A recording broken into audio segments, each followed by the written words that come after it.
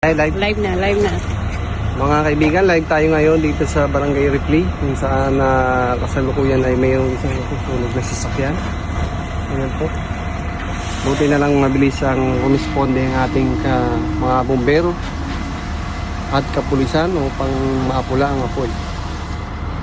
Isang SUV Toyota. So, yan lang nag-apoy. Doon kami malayo. Pumunta pa kami rin para makitismis, para maihatid sa inyo ang balita. So yun ay deklara ng fire out.